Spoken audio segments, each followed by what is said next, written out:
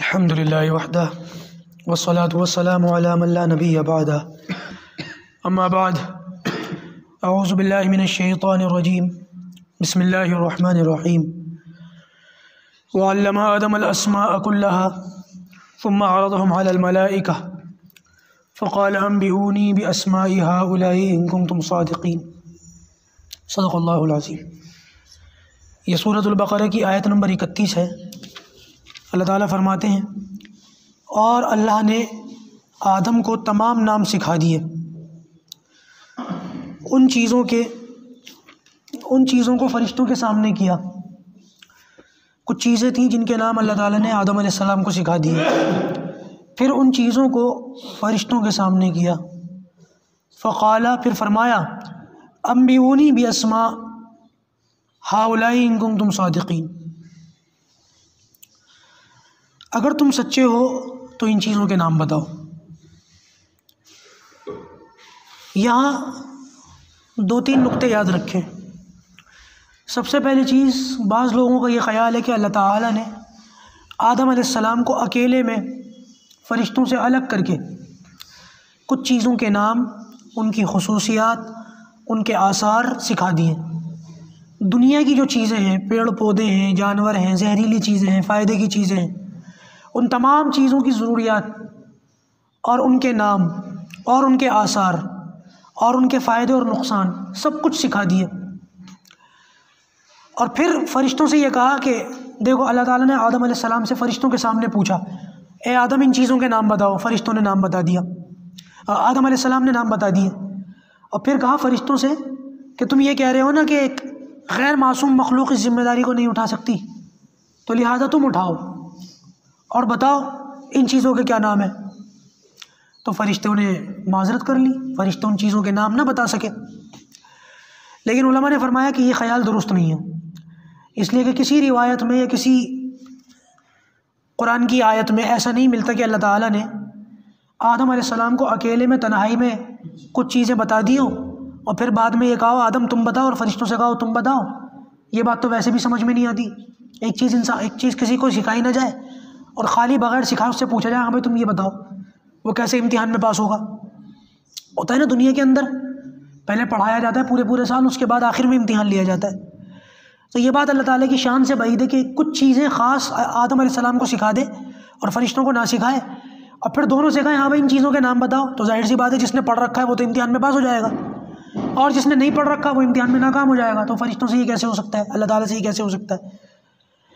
علماء کی توجہ ایک دوسری طرف گئی ہے، وہ کہتے ہیں کہ یہ بات ہو سکتی ہے کہ اللہ تعالیٰ نے آدم علیہ السلام کو اور فرشتوں کو ایک ساتھ سب چیزیں سکھائی ہوں ایک کلاس کے اندر، اور چیزوں کو سامنے رکھ دیا، اس کا یہ چیز ہے، اس کا یہ نام ہے، اس کا یہ فائدہ، اس کا یہ نقصان، یہ زہریلی ہے اور یہ تریاق ہے۔ اور پھر آدم علیہ السلام کے اندر کیونکہ ان چیزوں کو لینے کی صلاحیت موجود تھی، اور بعد میں اللہ تعالیٰ نے پوچھا ہاں بھائی فرشتوں تم بتاؤ، آدم سے پوچھا تم بتاؤ، آدم علیہ السلام نے نام بتا دیے، صلاحیت تھی اس لیے وہ علم انہوں نے لے لیا۔ فرشتوں کے اندر صلاحیت نہیں تھی اس لیے وہ اس علم کو نہ لے سکے۔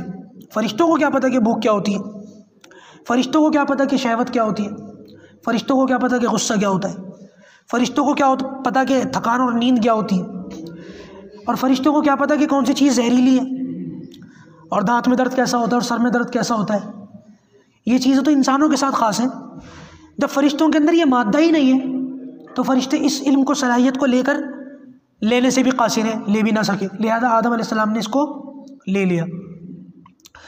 بعض علماء کی تیسری رائے ہے، وہ یہ ہے کہ باقاعدہ کچھ سکھایا نہیں گیا، نہ آدم علیہ السلام کو اور نہ فرشتوں کو، کوئی سیکھنے سکھانے کا سلسلہ تھا ہی نہیں، بلکہ کچھ چیزیں اللہ تعالیٰ نے پیدائشی طور پر آدم علیہ السلام کے اندر رکھ دی تھی الگ مخلوق ہونے کی وجہ سے۔ جیسے بچہ پیدا ہوتا ہے تو کیا ہم اس بچے کو سکھاتے ہیں بیٹا دودھ کیسے پینا ہے ماں کا؟ نہیں، وہ خود ہی پینا جانتا ہے، منہ لگا کے چوسنا جانتا ہے۔ کیا مچھلی کا بچہ جب پیدا ہوتا ہے تو کیا اس کو تیرنا سکھایا جاتا ہے؟ نہیں، وہ پیدا ہونے کے بعد خود تیرنا جانتا ہے۔ کچھ مخلوقات ایسی ہیں کہ ان کو کچھ چیزیں سکھائی نہیں جاتی بلکہ پہلے سے ان کی فطرت کے اندر ہوتی ہیں، لہٰذا ان چیزوں کے علوم باقاعدہ سکھائے نہیں گئے تھے، یہ بعض علماء کا خیال ہے، بلکہ آدم علیہ السلام کی فطرت کے اندر ان چیزوں کو ودیت کر دیا گیا تھا، لہٰذا فطرت کی وجہ سے خود آدم علیہ السلام نے بغیر سیکھے ان چیزوں کے نام بتا دیے، اور فرشتوں کے اندر وہ چیزیں تھیں نہیں، وہ صلاحیت تھی نہیں، وہ فطرت تھی نہیں، اس لیے وہ ان چیزوں کے نام نہ بتا سکے۔ بعض لوگوں نے یہاں پر یہ اشکال کیا ہے کہ کیا ضرورت تھی اللہ تعالیٰ کو آدم علیہ السلام کو پیدا کرنے کی، نئی مخلوق پیدا کرنے کی؟ اگر صرف ایک الگ مادے کی وجہ سے ایک الگ مخلوق پیدا کرنے کی ضرورت تھی تو اللہ تعالیٰ کو چاہیے تھا، کچھ لوگ اللہ تعالیٰ کو مشورے دیتے ہیں، اللہ تعالیٰ کو چاہیے تھا کہ فرشتوں کے اندر وہ مادہ پیدا فرما دیتا، الگ سے مخلوق کیوں پیدا کی؟ برائی کا عنصر جو آدم کے اندر تھا، انسانوں کے اندر ہے، اس کی وجہ سے ان کو خلافت ملی، لہٰذا اللہ تعالیٰ فرشتوں کے اندر برائی کا عنصر پیدا فرما دیتے، انسانوں کو الگ سے پیدا کرنے کی ضرورت ہی نہیں تھی۔ تو بھائی وہی والی بات جو اللہ تعالیٰ نے فرمائی تھی، انی اعلم ما لا تعلمون، جو میں جانتا ہوں وہ تم نہیں جانتے۔ تھوڑا علم رکھنے والا اللہ تعالیٰ کو کیا مشورے دے گا؟ اور دوسری بات یہ، اگر اللہ تعالیٰ فرشتوں کی حقیقت کو بدل کر ان کے اندر برائی کا عنصر پیدا فرما دیتا تو پھر وہ انسان بن جاتے، پھر وہ فرشتے نہ رہتے، ہے نا؟ پھر یا تو وہ فرشتے نہ رہتے یا وہ انسان نہ بنتے۔ لہٰذا یہ مشورے میرے اور آپ کے آپس کی میٹنگ میں اچھے لگتے ہیں، انسان خالق سے یہ باتیں کہتا ہوا اچھا نہیں لگتا۔ لہٰذا پروردگار نے، اللہ تعالیٰ نے خاص طور سے آدم علیہ السلام کو اس کام کے لیے پیدا فرمایا۔ انشاءاللہ اس سے آگے کی بات کا درس کی جائے گی۔ اللہ عمل کی توفیق عطا فرمائے۔